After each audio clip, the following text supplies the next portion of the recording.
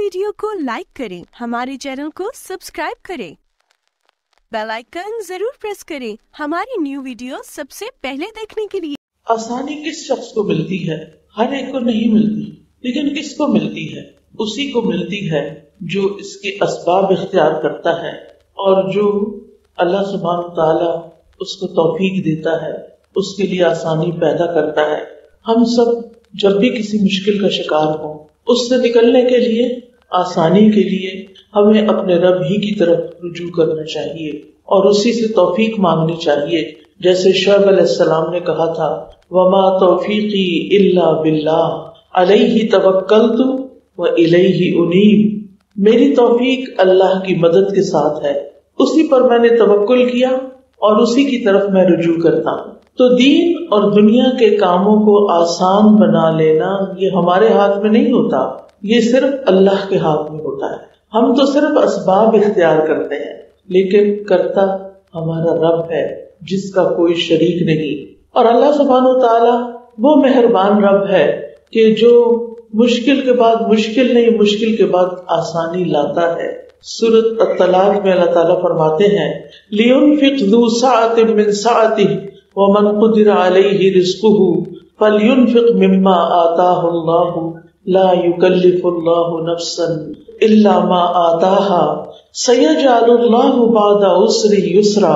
ताकि वुसअत वाला अपनी वुसअत में से खर्च करे और जिस पर उसका रिज़्क तंग कर दिया गया उसे चाहिए कि उसमें से खर्च करे जो अल्लाह ने उसे दिया है। अल्लाह किसी नफ्स को तकलीफ नहीं देता मगर जितनी उसने उसको ताकत दी है। अनकरीब अल्लाह तंगी के बाद आसानी पैदा कर देगा। ये अल्लाह ताला के अल्फाज हैं, सयजअलुल्लाहु बअदा उसरि युसरा, कि तंगी के बाद आसानी आएगी। लिहाजा बंदे को पुरउम्मीद रहना चाहिए कि ये मुश्किलात एक दिन खत्म हो जाएगी। और वैसे भी आप देखें कि मुश्किलात सिर्फ उस वक्त तक हैं जब तक हमारी सांस की डोरी अटकी हुई है, जब तक हमारी सांस चल रही है। जिस दिन हमारी सांस बंद हो जाएगी उस दिन सारी मुश्किलात भी खत्म हो जाएंगी, कुछ भी बाकी नहीं रहेगा। इसलिए इस दुनिया की जितनी भी मुश्किलात हैं वो आरजी हैं, बहुत वक्ती हैं और जल्द खत्म हो जाने वाली हैं। असल बात यह है कि हम हर हाल में अल्लाह सुब्हानहू तआला की तरफ रुजू करें और उससे दुआ मांगते रहें।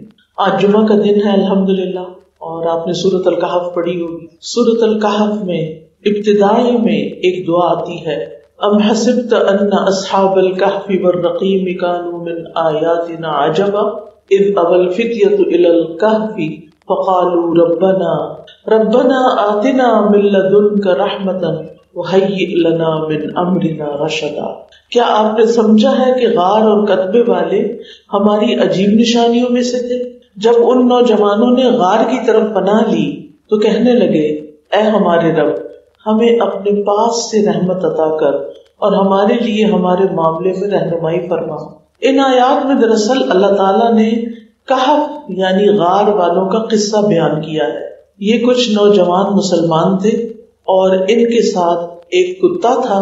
इनके मुल्क का बादशाह बुत परस्त था, लोगों को जबरदस्ती बुत परस्ती पे मजबूर करता था। जो लोग इसकी बात नहीं मानते थे उनको वो सख्त सजा देता था। इन नौजवानों ने उसका इनकार कर दिया और अपने दीन ईमान की हिफाजत की खातिर अपना शहर छोड़ दिया और जाकर एक गार में पनाह ले ली। अब आप सोच सकते हैं कि गार में न रोशनी है, न खाने को कुछ है, न पीने को कुछ भी नहीं, जिंदगी का कोई सामान ही नहीं, क्योंकि पहले से गार तैयार नहीं की हुई थी। बल्कि अपनी जान बचाने के लिए ये शहर से निकल गए, अपना ईमान बचाने के लिए इन्होंने अपना घर छोड़ दिया। और वहां जाकर क्या किया? जब कुछ भी नहीं तो क्या किया? दुआ की।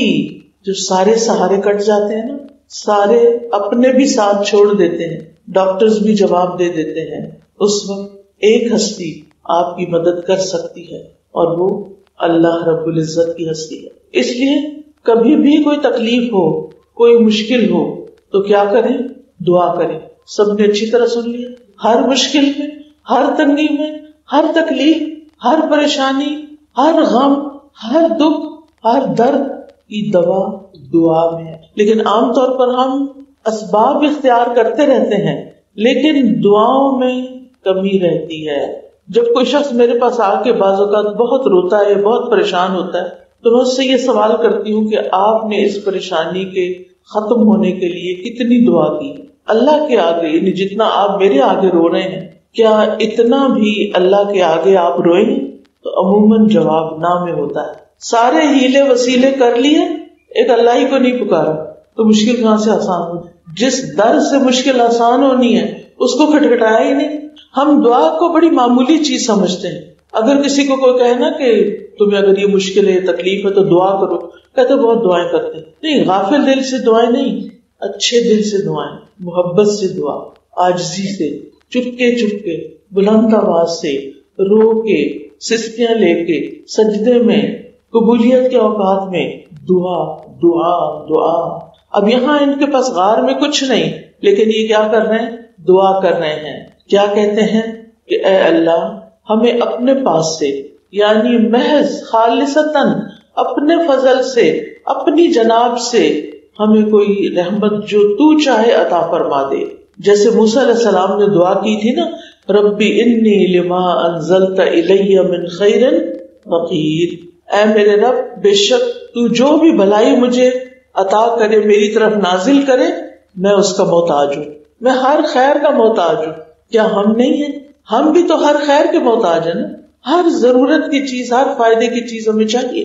تو اللہ تعالیٰ نے ان بچوں کی، جو ینگسٹرز تھے، ان کی دعا قبول کر لی اور ان کے کانوں پر ایک پردہ ڈال دیا، جس کی وجہ سے غار سے باہر کی آواز ان کے کان تک آنا بند ہو گئی. اور اللہ تعالیٰ نے انہیں ایسا سکون دیا کہ وہ دشمنوں سے اس طرح امن میں آ گئے کہ کئی دن یا کئی گھنٹے نہیں، کئی 100 سال سوتے رہے. اور اللہ نے ان کو زندہ بھی رکھا، کیونکہ زندگی کون دیتا ہے؟ اللہ ہی دیتا ہے. تو بات یہ ہے کہ اصحاب کہف نے مشکل سے بچنے کے لیے سب سے اہم سبب اختیار کیا، یعنی غار میں پناہ لی، اور سب سے اہم کام کیا، اور وہ ہے دعا کی. سبب اختیار کریں، وسیلہ اختیار کریں اور دعا کریں. اب اس میں آپ دیکھیے، از اول فتیۃ، جب چند نوجوانوں نے پناہ لی. ابا کا مطلب ہوتا ہے کہیں ٹھکانہ پکڑنا، کوئی پناہ لینا، اور فتیہ فتن کی جمع ہے. انسان کی یہ صفت اس حالت میں ہوتی ہے جب وہ اپنی جوانی کے آغاز میں ہوتا ہے، یعنی ٹین ایجرز کہہ لیں آپ. تو یہ بچے کون تھے؟ ٹین ایجرز تھے. لیکن اللہ نے ان کو ہدایت دے دی تھی. تو انہوں نے یہ دعا کی تھی، ربنا آتنا من لدنک رحمہ، کہ اللہ ہمیں اپنے پاس سے رحمت عطا کر، ہمیں دین پر ثابت قدمی عطا کر، ہر شر سے ہماری حفاظت فرما اور ہمیں خیر کی توفیق عطا کر. تو رحمت میں، یعنی جب انسان کہتا نا اللہ اپنی رحمت بھیج، اللہ ہم تیری رحمت کے محتاج ہیں، وہ کیا مانگ رہا ہوتا ہے؟ رحمت میں کیا کیا چیز شامل ہے؟ رحمت ہو جائے تو کیا کچھ ملتا ہے؟ آپ جو کہتے ہیں یا حیو یا قیوم برحمتک استغیث، اے زندہ رکھنے والے خدا، اے قائم رہنے والے، میں تیری رحمت کی فریاد کرتی کہ اپنی رحمت بھیج. کیا بھیجے؟ یعنی اس وقت کی جو خاص ضرورت ہے وہ پوری ہو جائے. اچھا، رحمت مانگنا زیادہ فائدے کا کیوں ہے؟ کیونکہ بعض اوقات ہم وہ چیز مانگ رہے ہوتے ہیں جو ہمارے فائدے کی نہیں ہوتی، اس وقت اس سے زیادہ کسی اور چیز کی ضرورت ہوتی ہے. لیکن جب ہم اللہ تعالیٰ سے رحمت مانگ لیتے ہیں کہ اللہ تو ہم پہ رحم فرما، اور جو چیز ہمارے حسب حال ہے، ہماری ضرورت ہے، جس سے ہمیں فائدہ ہو سکتا ہے، تو ہمیں وہ عطا کر، چاہے وہ کھانا پینا ہو، چاہے وہ پھر امن و اطمینان ہو. اس میں ضرورت کی ہر چیز شامل ہے. یعنی جب آپ نے رحمت مانگ لی تو اس کا مطلب ہے آپ نے اپنی ضرورت کی ہر چیز مانگ لی، کیونکہ اللہ تعالیٰ تو آپ کو انسائڈ آؤٹ جانتا ہے، اندر اور باہر سے جانتا ہے. اس کو زیادہ پتا ہے کہ آپ کو کیا چاہیے. تو یہ بڑی خوبصورت دعا ہے، ربنا آتنا من لدنک رحمہ، اللہ اپنے پاس سے رحمت عطا کر، اپنی رحمت عطا کر. یعنی اللہ تعالیٰ سے خاص رحمت کا سوال کیا انہوں نے. مقصد کیا تھا کہ جب رحمت آئے گی تو ہمیں کھانا پینا بھی ملے گا، ہمیں حفاظت بھی ملے گی، اور ہمیں اللہ تعالیٰ کی رحمتیں بھی ڈھانپ لیں گی. وَهَيِّئْ لَنَا مِنْ أَمْرِنَا رَشَدًا. ہیئ کا لفظ جو ہے نا، یہ تہیئۃ سے ہے. تہیئۃ اس کا مطلب ہوتا ہے کام کو آسان اور سہولت والا بنانا، فیسیلیٹیٹ کرنا، یہاں تک کہ اس کے ساتھ کوئی مشکل یا مشقت نہ ملی ہوئی ہو. تو یہاں انہوں نے دین اور دنیا دونوں کی اصلاح اور دونوں کی خوبصورتی کے بارے میں سوال کیا کہ ہمیں اس کی بہترین چیز عطا ہو، یعنی دین اور دنیا کے جو بہترین چیزیں ہیں وہ ہمیں نصیب ہو. اور رشد کا معنی ہوتا ہے سیدھے راستے کی طرف ہدایت، اس کا اپوزٹ غی ہوتا ہے، غی. تو ان نوجوانوں نے معاملات کی آسانی کے لیے دو اسباب اختیار کیے. ایک تو ایسی جگہ پر بھاگ کر گئے جہاں دشمن نہیں پہنچ سکتے تھے. پھر انہوں نے کسی اور پہ بھروسہ نہیں کیا، نہ اپنی ذات پہ کیا، نہ کسی مخلوق پہ کیا، نہ کسی دیکھی یا اندیکھی مخلوق سے، بلکہ انہوں نے کیا کیا، عاجزی اور انکساری کے ساتھ اپنے معاملات کی آسانی کا سوال کیا اور یہ کرتے رہے. یعنی کوشش کر کے بھاگ کے وہاں پہنچے اور پھر دعا بھی کی. تو اللہ تعالیٰ نے ان کی دعا قبول کر لی اور ان کے لیے معاملات کو آسان فرما دیا. کیا ہوا تھا سورۃ کہف میں، یہ واقعہ پڑھا آپ نے. اللہ تعالیٰ نے ان کی دعا قبول کی تھی، پھر ان کو کیا ملا تھا، ان کو کئی سو سال تک دشمن سے حفاظت ملی. اور پھر جب وہ سو کر اٹھے تو ان کی وجہ سے لوگوں کا ایمان ریوائیو ہو گیا، کیونکہ اس وقت کے بادشاہ کو ایک اور مسئلہ تھا، اور وہ کیا تھا، وہ آخرت کو نہیں مانتا تھا. تو ان کو کئی سو سال سلا کے پھر اٹھا کے اللہ نے بتا دیا کہ اگر کوئی 1000 سال بھی سویا نا، موت نیند کی بہن ہے نا، 1000 سال بعد بھی اللہ اس کو اٹھا سکتا. اللہ تعالیٰ کے لیے کچھ مشکل ہے. تو اب آپ دیکھیے کہ اللہ سبحانہ و تعالیٰ کو ان کا یہ معاملہ اتنا پسند آیا کہ قیامت تک ان کا قصہ قرآن پاک کی بہترین صورت میں محفوظ ہو گیا، جس کو لاکھوں مسلمان ہر جمعے پڑھتے ہیں. یعنی قرآن مجید کا یہ حصہ باقی تمام حصوں سے زیادہ پڑھا جاتا ہے. اور اس میں آپ دیکھیے کہ اس کے مطلب نہیں کہ باقی قرآن نہیں پڑھتے لوگ، لیکن ایک ہے مہینے میں ایک دفعہ ختم کرنا تو ہر روز ایک سپارہ پڑھتے. میرے بہنوں ہی ہے تو ان کی عادت تھی کہ وہ ہر روز جیسے پہلی چاند کی تاریخ ہو اس کو پہلا سپارہ پڑھتے. اب چاند کی کبھی 29 تاریخیں ہوتے، کبھی 30. اگر 29 ہوئی تو آخری دن 2 سپارے پڑھ لیں، لیکن اگر 30 ہے تو بس ہر مہینے انہوں نے قرآن لازمی ختم کرنا ہے. اچھا کچھ لوگ ہوتے ہیں وہ ہفتے میں ایک دفعہ کر لیتے ہیں. وہ کیسے کرتے ہیں پتہ ہے آپ کو؟ قرآن مجید میں کتنی منزلیں ہیں؟ 7. تو وہ ہر روز ایک منزل پڑھتے ہیں. منزل کتنی ہوتی ہے تقریباً؟ منزل میں کتنا قرآن پاک ہوتا ہے؟ ہماری والدہ منزل سے بھی پڑھتی تھی، تقریباً 7 ساڑھے 7 سپارے ہوتے ہیں. منزل سے پڑھنے والے ہر ہفتے قرآن ختم کر لیتے ہیں. پارا پڑھنے والے ہر مہینے قرآن ختم کر لیتے ہیں. 10 سپارے پڑھنے والے ہر 3 دن میں قرآن ختم کر لیتے. اس سے کم میں منع کیا گیا. اب آپ دیکھیں کہ ہر جمعے جو سورۃ کہف اتنے لوگ پڑھتے ہیں، ان کا قصہ اتنے لوگ دہراتے ہیں ہر جمعے. اللہ تعالیٰ کو ان کی ادا کتنی پسند آئی، کیونکہ انہوں نے اپنے معاملات میں اللہ پہ بھروسہ کیا. ہمارے اندر یہ بھروسہ، یہ توکل کم ہے. ہم کہتے ہیں نہیں کچھ نہیں ہونے والا، پہلے سے ہی سوچ لیتے ہیں کچھ نہیں ہونے والا. حالانکہ دعا تو ایک عبادت ہے، اور اللہ تعالیٰ فرماتے ہیں وَإِذَا سَأَلَكَ عِبَادِي عَنِّي فَإِنِّي قَرِيبٌ أُجِيبُ دَعْوَةَ الدَّاعِ إِذَا دَعَانِ فَلْيَسْتَجِيبُوا لِي وَلْيُؤْمِنُوا بِي لَعَلَّهُمْ يَرْشُدُونَ. جب میرے بندے آپ سے میرے بارے میں سوال کریں، پوچھیں کہ ہمارا رب کہاں ہے، تو انہیں بتاؤ فَإِنِّي قَرِيبٌ، میں تو بہت قریب ہوں، دور نہیں ہوں. اس کے مطلب نہیں کہ فزیکلی وہ ہمارے پاس، مطلب علم کے لحاظ سے قریب، ہماری ہر چیز جانتا ہے، ہماری سرگوشیوں تک سے واقف ہے، ہمارے دکھ درد سے واقف ہے. ہمارے جسم میں کوئی درد ہو رہی ہوتی، بخار ہو رہا ہوتا ہے، اللہ تعالیٰ کو ایگزیکٹلی پتا ہے کہ کیا ہو رہا ہوتا ہے اور کیوں ہو رہا ہے. اسے ہماری سب خبر ہے. اور اس کے ساتھ ساتھ اس نے ہمارے آس پاس اور کن کو بٹھایا ہوا ہے؟ فرشتوں کو. ان کا نام کیا ہے؟ کرامن کاتبین. تو بہرحال حل یہی ہے کہ ہمارے ایگزامز ہو یا جاب کا مسئلہ ہو یا گھر میں کوئی لڑائی فساد دیکھتے ہوں، ان سب چیزوں کے لیے اسباب اختیار کریں، لیکن دعا کی کثرت کر دیں. اب سوال یہ پیدا ہوتا ہے کہ زندگی میں امتحان کیوں آتے ہیں، آزمائشیں کیوں آتی ہیں؟ آپ میں سے کوئی بتائے گا؟ وہ کہہ رہی ہیں گناہوں کی وجہ سے آتی ہیں، اور اللہ تعالیٰ اپنے قریب کرنا چاہتا ہے. اور کیا ہمارا امتحان لینے کے لیے کہ ہم کرتے کیا ہیں، اب بھی اللہ کے بندے ہیں یا نہیں، اور ہمارا ریاکشن اس وقت ہم ریاکٹ کیسے کرتے ہیں. درجات کی بلندی کے لیے ماشاءاللہ بہت اچھا. اور آپ تو سب کچھ پڑھے ہوئے، میرے آنے کا تو فائدہ ہی کوئی نہیں. میں تو صرف آپ کو یقین دلانے کے لیے آئی کہ آپ دعا پر یقین کر لیں کہ دعا فائدہ دیتی ہے، دعا مشکلات کا حل ہے. پتہ سب کچھ ہوتا ہے، پتا ہمارا مسئلہ کیا ہے؟ ہمیں پتا ہے میوزک حرام ہے، پھر کتنے لوگ بچتے ہیں اس سے. بچے کو پتا میوزک اچھی چیز نہیں ہے لیکن پھر بھی سنتے ہیں. ہمیں پتا ہے کہ ماں باپ کی نافرمانی حرام ہے. ان اللہ حرم علیکم عقوق الامہات، اللہ نے تم پہ ماؤں کی نافرمانی حرام کی ہے، ہم پھر بھی کرتے ہیں. ہمیں پتا ہے کہ اللہ تعالیٰ نے منع کیا ہے کہ ماں باپ سے اونچی آواز میں بات نہیں کرنی، عاجزی کے ساتھ کندھے جھکا کے رکھنا ہے، انہیں ڈانٹنا نہیں. لیکن کوئی ماں باپ یہ کہہ سکتے کہ میرے بچوں نے کبھی ایسی بات ہی نہیں کی. تمام ماں باپ کو یہ شکایت ہوتی ہے کہ بچے روڈ ہو جاتے ہیں، ایٹ ٹائمز غصہ کر لیتے ہیں، بدتمیز ہو جاتے ہیں، بد اخلاق ہو جاتے ہیں. اور ہمیں کیا پتا ہے اور ہم نہیں کرتے. ہمیں پتا ہے کہ شوہر کی اطاعت کرنی چاہیے، شوہر کے ساتھ حسن سلوک کرنا چاہیے، اس کے حقوق ادا کرنے چاہیے، لیکن پھر نہیں کرتے. ہمیں پتا ہے کہ اپنے پڑوسیوں کا خیال رکھنا چاہیے، پھر نہیں کرتے. کیوں نہیں کرتے؟ نہ کرنے کی کیا وجہ ہے یہ بتا دیں آج مجھے. ہمیں یہ یقین نہیں ہوتا کہ یہ کام کرنے کا کوئی ثواب ہوگا، یا نہ کیا تو پکڑ ہوگی. ہمیں پکڑ کا کوئی خوف نہیں.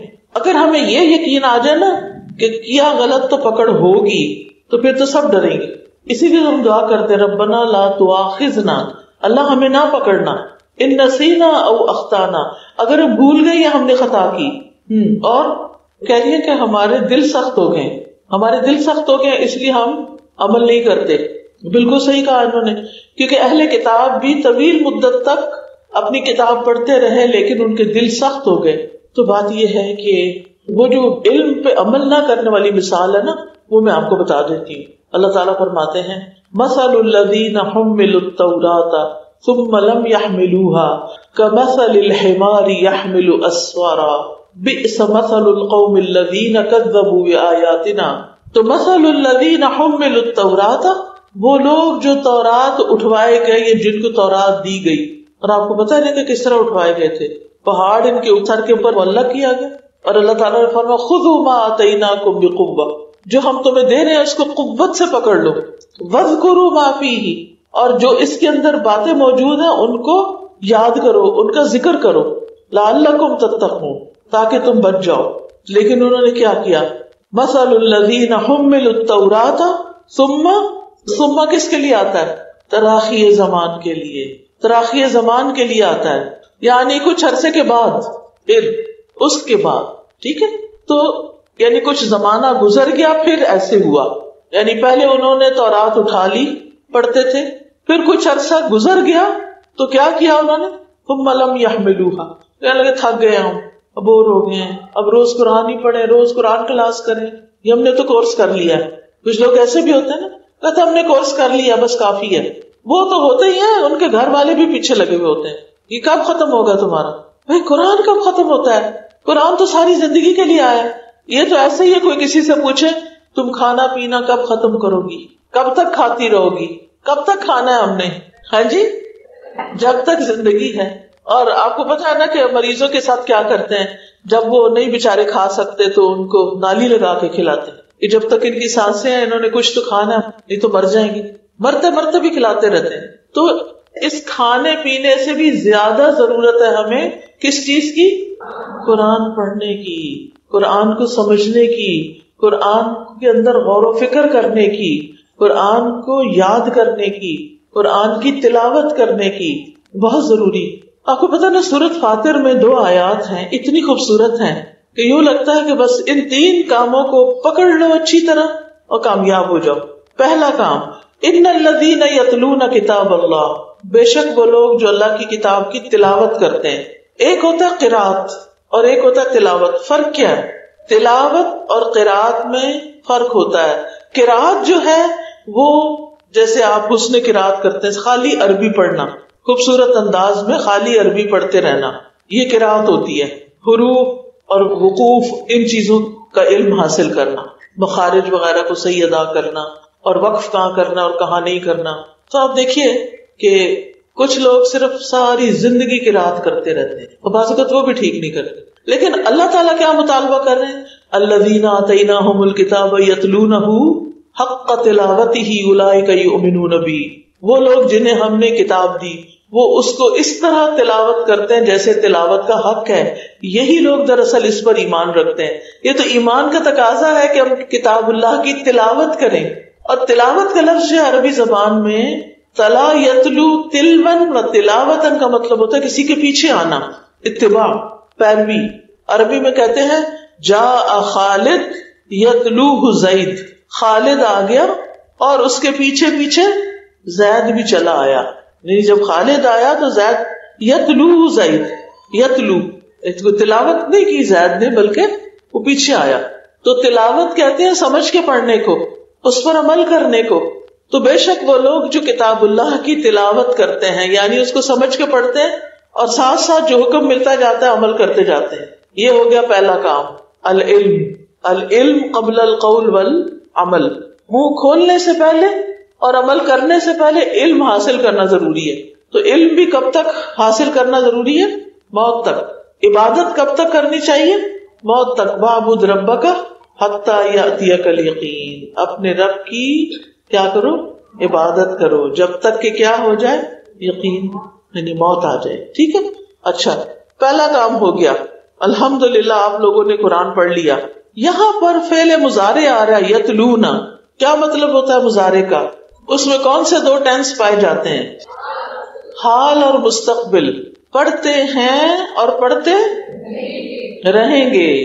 ان الذین یتلون کتاب اللہ، بے شک وہ لوگ جو کتاب اللہ پڑھتے ہیں اور کتاب اللہ پڑھتے رہیں گے، ساری زندگی پڑھتے رہیں گے، سمجھ سمجھ کے پڑھتے رہیں گے. اور میری وہ بہنیں جو آج پہلی دفعہ لیکچر سن رہی ہیں اور کتاب اللہ کی تلاوت کی بات سن رہی ہیں، میری ان سے ریکویسٹ ہے کہ اگر آپ نے ابھی تک قرآن کا ترجمہ نہیں سیکھا تو اب جلد شروع کر لیں، دیر نہ کریں، اس لیے کہ نہیں پتا کب بلاوا آ جائے، کب جانا پڑ جائے. تو ان الذین یتلون کتاب اللہ واقاموا الصلاۃ، دوسرا کرنے کا کام، اور انہوں نے نماز قائم کر لی. اقامو کون سا سیکھا ہے؟ ماضی کا، یعنی نماز کا اہتمام کر لیا. پہلا کام تلاوت کرتے رہتے ہیں، دوسرا کام نماز پڑھ لی انہوں نے. اور اقامت صلاۃ میں کیا ہوتا ہے؟ اس کی کچھ شرائط ہیں. مثلا جسم پاک، جگہ پاک، کپڑے پاک، وضو کیا ہوا ہو، کپڑے ساتر ہوں. بہت سی خواتین سمجھتی ہیں کہ شاید سفید ململ کا دوپٹہ ضروری ہے نماز کے لیے، اور اب تو ململ ایسی ملتی ہے کہ جس میں جسم ہی نہیں چھپتا، بال ننگے ہو رہے ہوتے ہیں. جس کپڑے میں بال ننگے ہوں اس میں نماز نہیں ہوتی، سب کو پتا. پھر عمل بھی کرتے ہیں اس پہ الحمدللہ. تو نماز قائم کی. پھر قبلہ رخ ہونا. بعض لوگ قبلے کا ہی اہتمام نہیں کرتے، تو قبلہ اگر درست نہیں تو نماز ہوگی نہیں. پھر اور ایک چیز بھی ہے، وہ کیا ہے؟ بڑی اہم چیز، نیت. تو اپنی جگہ نیت کے بغیر تو نماز ہوتی نہیں، سنت کے مطابق بھی ٹھیک ہے. اور وقت کی پابندی، قرآن مجید میں آتا ہے نا، ان الصلاۃ کانت علی المؤمنین کتابا موقوتا. فجر کی نماز کا وقت کیا ہے؟ سورج نکلنے سے پہلے کے بعد؟ پھر کیوں سوئے رہتے ہیں سورج نکلنے تک؟ کیوں نہیں الارم لگاتے؟ کیوں نہیں جاگتے؟ نہیں پتا.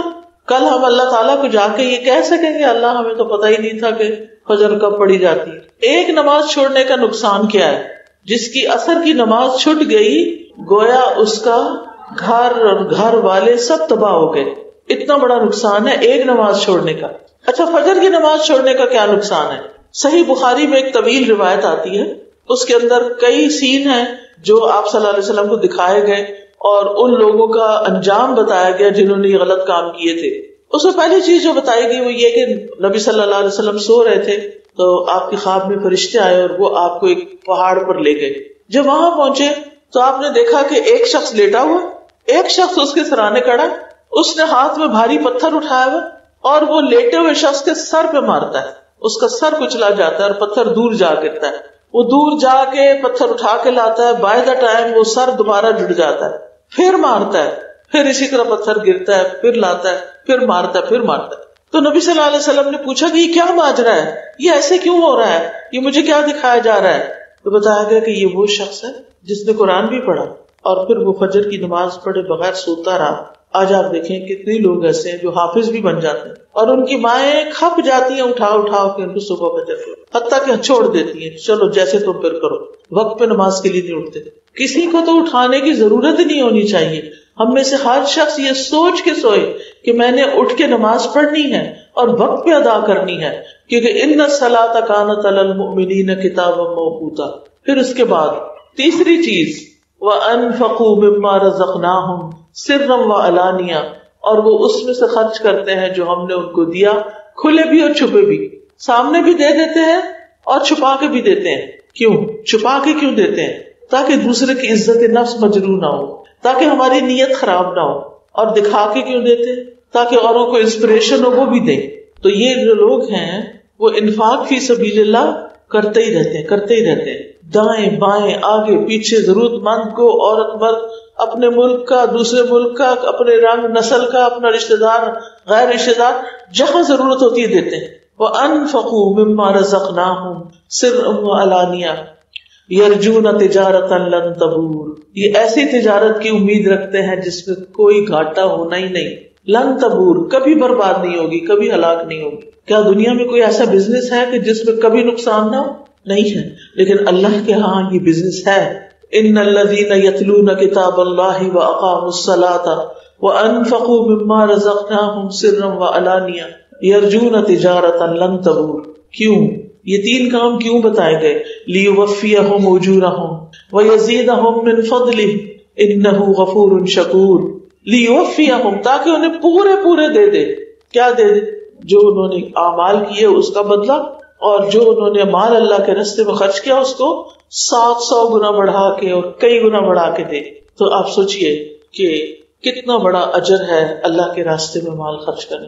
لیوفیہم اجورہم ویزیدہم من فضلہ، اللہ تعالیٰ صرف اتنا نہیں لوٹاتا جو آپ نے اللہ کے لیے کیا، بلکہ وہ اس کو زیادہ بھی دیتا ہے، بڑھا دیتا ہے، اضافہ کرتا ہے، حتیٰ کہ ایک کھجور کا ٹکڑا ایک بچھیرے سے بھی بڑا ہو جاتا ہے۔ لیوفیہم اجورہم ویزیدہم من فضلہ انہ غفور شکور، بے شک وہ بڑا ہی قدردان اور چھوٹی سی نیکی پہ مان جانے والا اور نہایت غفور رحیم ہے۔ تو اس سے کیا پتہ چلتا ہے کہ کیا کرنا ہے ہم نے؟ یہ تین کام تو لازمی کرنے ہیں، اور باقی قرآن جو کچھ ہمیں بتاتا جائے گا ہم ساتھ ساتھ کرتے جائیں گے۔ تو اللہ کا شکر ہے کہ جس نے ہمارے دین کو آسان بنایا۔ ابتدا میں کتنی نمازیں نازل ہوئی تھی؟ 50۔ آپ میں سے کون ہے جو روز 50 پڑھ سکے؟ کوئی بھی نہیں۔ 5 پڑھنی مشکل ہے، 50 کہاں پڑھتے؟ لیکن اللہ سبحانہ وتعالیٰ رحمان اور رحیم ہے، وہ 5 پڑھنے والوں کو 50 کا ثواب دیتا ہے۔ تو یہ تین کام جو ہے کامیاب ہونے کے لیے لازم کرنے ہیں۔ کون کون سے؟ تلاوت کتاب، تلاوت آیات اور مال خرچ کرنا۔ ایک کا تعلق علم سے، قرآن کا پڑھنا پڑھانا، کیا علم۔ ایک کا تعلق نماز سے اور ایک مال۔ کیا یہ مشکل ہے کام؟ کیا یہ کام واقعی مشکل ہے؟ نہیں مشکل، اگر آپ مشکل نہ سمجھیں ان کو۔ اگر آپ مشکل سمجھیں گے تو بہت کچھ مشکل ہو جائے گا۔ تو اللہ تعالیٰ سے دعا بھی کرتے ہیں کہ اللہ تعالیٰ ہمیں ان چیزوں پر استقامت عطا فرمائے۔ لیوفیہم اجورہم ویزیدہم من فضلہ، یہ اللہ تعالیٰ کا فضل کیا چیز ہے۔ وکان فضل اللہ علیک عظیما، اس میں آپ دیکھیے بڑا ہی دل خوش ہو جاتا ہے جب اللہ تعالیٰ کے فضل پر کوئی چیز ملتی ہے۔ قرآن مجید کی ایک آیت ہے، ان اللہ لا یظلم مثقال ذرۃ، اللہ کسی پر ایک ذرے کے برابر بھی ظلم نہیں کرے گا۔ وَإِن تَكُ حَسَنَةً يُضَاعِفْهَا، اور اگر وہ ذرہ نیکی کا ہوگا تو اس کو کئی گنا بڑھا دے گا۔ نیکی کا ایک ذرہ وہ بڑھتا چلا جائے گا۔ وَيُؤْتِ مِن لَّدُنْهُ أَجْرًا عَظِيمًا، اور اس کے علاوہ اپنے پاس سے اجر عظیم عطا کرے گا۔ کیا کوئی انسان ایسا ہے کہ آپ اس کے لیے کام کریں اور وہ آپ کو اتنی زیادہ مزدوری دے؟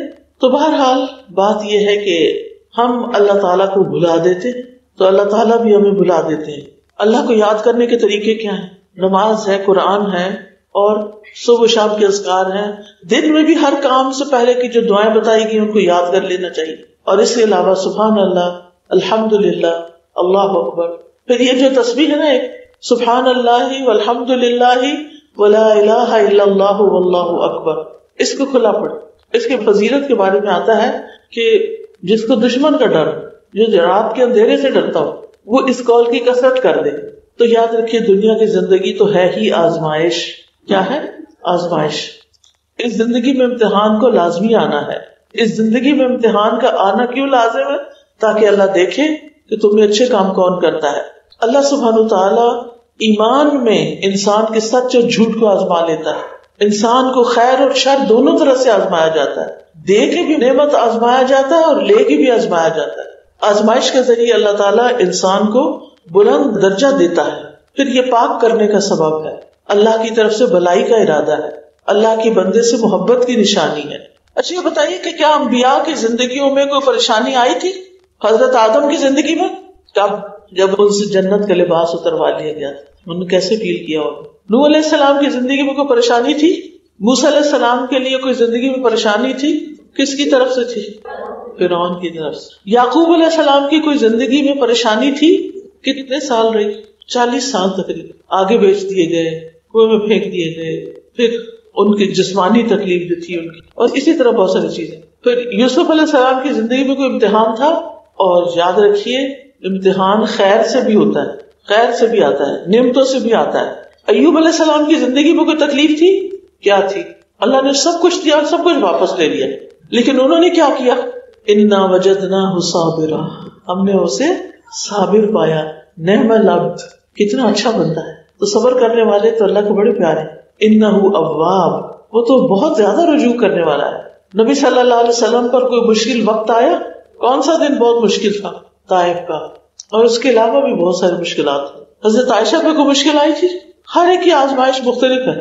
جب ہم قرآن پڑھتے ہیں تو اپنے آپ کو کہاں رکھتے ہیں؟ یعنی قرآن مجید کی تلاوت جب ہم کرتے ہیں تو پھر اس موقع پر ہم دیکھتے جاتے ہیں کہ کتنے پیغمبر آئے اور کتنی ان کو مشکلات آئی اور ہم کہاں کھڑے۔ پھر سابقہ امتوں پر تنگ حالات آئے۔ اچھا میں کوئی ریمائنڈر دے رہی ہوں کہ اگر آپ چاہتے ہیں کہ آپ کی مشکلات آسان ہوں تو آپ کچھ کام کریں۔ نمبر 1، ایمان اور عمل صالح۔ وَأَمَّا مَنْ آمَنَ وَعَمِلَ صَالِحًا فَلَهُ جَزَاءً الْحُسْنَى وَسَنَقُولُ لَهُ مِنْ أَمْرِنَا يُسْرًا، اور رہا وہ جو ایمان لایا اور اس نے نیک عمل کیا تو اس کے لیے بدلے میں بھلائی ہے، عنقریب ہم اسے اپنے کاموں میں سے سراسر آسانی کا حکم دیں گے، ہم اس کے لیے آسانی پیدا کر دیں گے۔ اس کے لیے ایمان لا کر اچھا عمل کرنے والوں کو۔ ایک جگہ پر آتا ہے فَلَنُحْيِيَنَّهُ حَيَاةً طَيِّبَةً، ہم اسے پاکیزہ زندگی بسر کرائیں گے۔ لہٰذا ہمیں کیا کرنا چاہیے؟ ایمان لا کر اللہ کی عبادت کرنی چاہیے، اس کی اطاعت کرنی چاہیے، شرعی احکامات کی پیروی کرنی چاہیے، اللہ کا تقوی اختیار کریں، مشکل حالات میں صرف اللہ پر بھروسہ کریں، حالات کی تنگی میں اللہ سے مدد مانگیں، اللہ سے حسن ظن رکھیں، اپنی ساری ضروریات صرف اللہ کے آگے رکھیں۔ ساری ضروریات کس کے آگے؟ اللہ سبحانہ تعالیٰ کے آگے۔ اس بات پر یقین رکھیں کہ اللہ تعالیٰ تنگی کے بعد ضرور آسانی پیدا کر دے گا، کیونکہ اللہ کے حکم سے ہر تنگی دور ہو جاتی ہے۔ اور یہ یقین رکھے کہ ہر تنگی کے ساتھ 2 آسانیاں ہیں۔ فَإِنَّ مَعَ الْعُسْرِ يُسْرًا، إِنَّ مَعَ الْعُسْرِ يُسْرًا۔ رسول اللہ صلی اللہ علیہ وسلم نے فرمایا مدد صبر کے ساتھ ہے، کشادگی تنگی کے ساتھ ہے، اور بے شک ہر مشکل کے ساتھ ایک آسانی ہے، بے شک اسی مشکل کے ساتھ ایک اور آسانی ہے، یعنی اسی مشکل میں آسانیاں ڈھونڈو، اور یہ یقین رکھے کہ آسانی قریب ہے۔ کشادگی کے آنے کا انتظار کرنا بھی عبادت ہے، اور اگر معاملات پھر بھی آسان نہ ہو، اتنے کام کر کے بھی، تو اپنے آپ کو ملامت کریں کہ اے نفس تیرے اندر ہی کوئی خرابی ہے، تو نے کوئی ایسا گناہ کیا ہے جو ان دعاؤں کے قبول ہونے میں رکاوٹ بنا ہوا ہے۔ پھر عام طور پر بھی نیکی کے کام کرنا اور گناہوں سے بچنا جو ہے یہ انسان کو اللہ سبحانہ تعالیٰ کے قریب کرتا ہے۔ پھر نماز اور صبر سے مدد لینا، اور پھر صبر کے نتیجے میں تکلیفیں بھی دور ہوتی ہیں۔ قرآن سے تعلق جوڑنا، اگر آپ کسی بھی خاتون کو دیکھیں وہ پریشان حال ہے، اس کی زندگی میں ڈسٹربنس ہے، تو قرآن ہیل کرے گا اس کو، قرآن شفا ہے، یہ اللہ تعالیٰ کا فرمان ہے، اس کو قرآن کے ساتھ جوڑیں۔ پھر اسی طرح مشکل حالات میں جزا فضا نہیں کرنی، بندوں سے شکوے نہیں کرنے، ٹھیک ہے، شکر ادا کرنا ہے۔ اور مصیبت 4 باتوں پر ہوتی ہے، مصیبت پر 4 حالتیں گزرتی ہیں اور ان پر انسان کو پھر شکر ادا کرنا چاہیے۔ شابی کہتے ہیں کہ شرح نے کہا مجھے مصیبت لاحق ہوتی ہے تو میں اس پر 4 مرتبہ اللہ کا شکر ادا کرتا ہوں۔ میں اس بات پر شکر ادا کرتا ہوں کہ مجھے اس سے بڑی مصیبت نہیں آئی، اور میں اس بات پر اللہ کا شکر ادا کرتا ہوں کہ اس نے مجھے صبر دیا، میں اس بات پر اللہ کا شکر ادا کرتا ہوں کہ اس نے مجھے انا للہ و انا الیہ راجعون کی توفیق بخشی، میں اس بات پر شکر ادا کرتا ہوں کہ یہ مصیبت میرے دین میں واقع نہیں ہوئی، یہ دنیا کی تھی، دنیا بھی ختم ہو جائے گی، مصیبت بھی ختم ہو جائے گی۔ ایک اور نسخہ مشکل حل کرنے کا، دوسروں کی مشکلات حل کریں۔ اگر آپ چاہتے ہیں آپ کی زندگی میں آسانی ہو تو آپ کیا کرنا شروع کر دیں؟ اوروں کے کام آئیں۔ پھر دعاؤں کی کثرت، ذکر کی کثرت، اور ذکر کے بہت سارے فائدے، اور تنگی کن چیزوں سے پیدا ہوتی ہے؟ نمبر 1 اپنے گناہوں سے، پھر اللہ کے ذکر سے منہ موڑنے سے، پھر عبادت کے لیے وقت نہ نکالنے سے، پھر محض دنیا کی فکر کرنے سے معاملات سلجھنے کے بجائے بگڑ جاتے، پھر رب سے بے نیازی، پھر بخل کرنا اور دین سے بے پرواہ ہونا۔ تو آئیے ہم اب مل کے دعا کر لیتے ہیں۔ سبحان اللہ والحمد للہ ولا الہ الا اللہ واللہ اکبر ولا حول ولا قوة الا باللہ العلی العظیم۔ اللہم صل علی محمد وعلی آل محمد کما صلیت علی ابراہیم وعلی آل ابراہیم انک حمید مجید۔ اللہم بارک علی محمد وعلی آل محمد کما بارکت علی ابراہیم وعلی آل ابراہیم انک حمید مجید۔ ربنا آتنا فی الدنیا حسنۃ وفی الآخرۃ حسنۃ وقنا عذاب النار۔ ربنا آتنا من لدنک رحمۃ وہیئ لنا من امرنا رشدا۔ ربنا آتنا من لدنک رحمۃ وہیئ لنا من امرنا رشدا۔ پھر یہ دعا بھی بہت اہم ہے، رب اشرح لی صدری ویسر لی امری ویسر لی امری ویسر لی امری لا الہ الا انت سبحانک انی کنت من الظالمین۔ اللہ واللہ ربی لا اشرک به شیئا، اللہ ربی لا اشرک به شیئا، اللہم لا سہل الا ما جعلته سہلا وانت تجعل الحزن سہلا اذا شئت۔ اے اللہ کوئی کام آسان نہیں مگر جسے تو آسان کر دے، اور جب تو چاہتا ہے مشکل سے آسانی پیدا کر دیتا ہے۔ اور پھر ابو موسیٰ رضی اللہ عنہ کی دعا ہے، اللہم اغفر لی ذنبی ویسر لی فی امری وبارک لی فی رزقی، اور اللہم احسن عاقبتنا فی الامور کلها واجرنا من خزی الدنیا وعذاب الآخرہ۔ ربنا تقبل منا انک انت السمیع العلیم وتب علینا انک انت التواب الرحیم۔ وصلی اللہ تعالی علی خیر خلقہ محمد وعلی آلہ واصحابہ واہل بیتہ اجمعین برحمتک یا ارحم الراحمین۔